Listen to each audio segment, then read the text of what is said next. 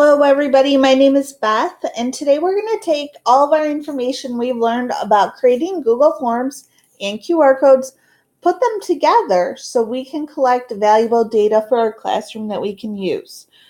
So, first up is taking a look at our Google form.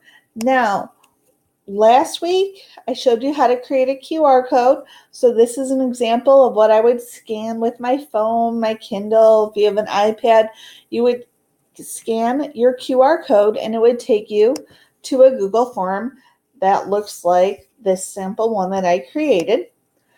What I would choose is a child's name. And as you can see, I just chose myself along with some family members. You can check off any type of behavior that you may have seen in the classroom, as well as your response to that behavior.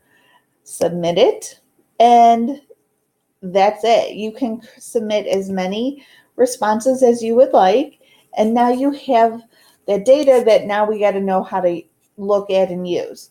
So I'm going to actually go to the sample that I created, the questions that I created. So this is the actual form that I created, and I'm going to click on the responses right next to the word questions. When you click on it, you see a big overall summary. So this first one, I have the student names. Down here below, I have a lot of the different behaviors that I'm seeing in my classroom. So this is just nice information. So this is, if I see a lot of off-task behavior, that's something that I can address whole group. If I notice that head down isn't a behavior I see that often, then I might know that the child's having a bad day. I also created just teacher responses.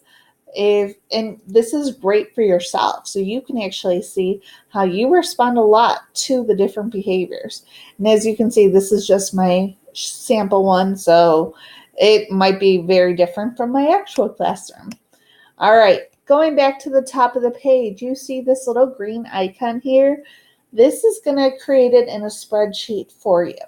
So when I click on it, the first time you use it, it's going to ask if you want to create a new spreadsheet, which I suggest you do. And that way, every time you open it, it'll already be there for you and you're not recreating it every time.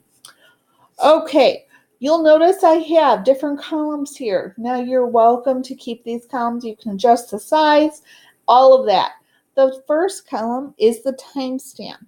Now I like this timestamp because you can see exactly what day and time that this behavior has happened. So that way that's done. Now it automatically sorts your sheet. It's a Google form or Google Sheet, so it automatically sorts it by the time that it came in. I, however, prefer to sort it by student name when I'm looking at sheets, so that way I can look at patterns for specific students. Now to do that, the student name column is the B column. Right next to the B, you see this little arrow. If you click on it, it creates a drop down for you. And then I just like to sort mine A to Z. By doing that, it puts all my students' names together. So now I can see patterns and behaviors for specific students. So as you can see, all the Beth names are together, Dave, Owen, and Patty. As you can see, I tried to make that was my sister's name, so she's got the most issues in my classroom. But I could take a look at what was the behavior and then my teacher response. This is just straightforward data that instead of writing up by hand, I have right here.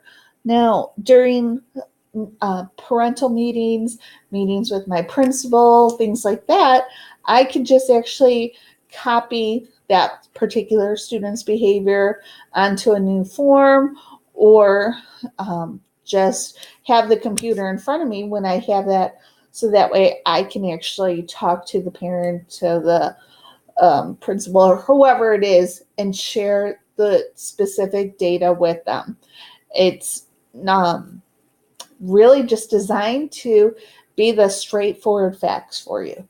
So it's a great way to keep track of, like this one, behavior. You can also do it when it comes to missing homework. I like to do it if you're doing modifications for the students' assignments. That might be something that you have in here as well that you create a Google form for. So I hope this helps you keep track of your data in a nice positive way, so it makes your life a little bit easier. Have a great day.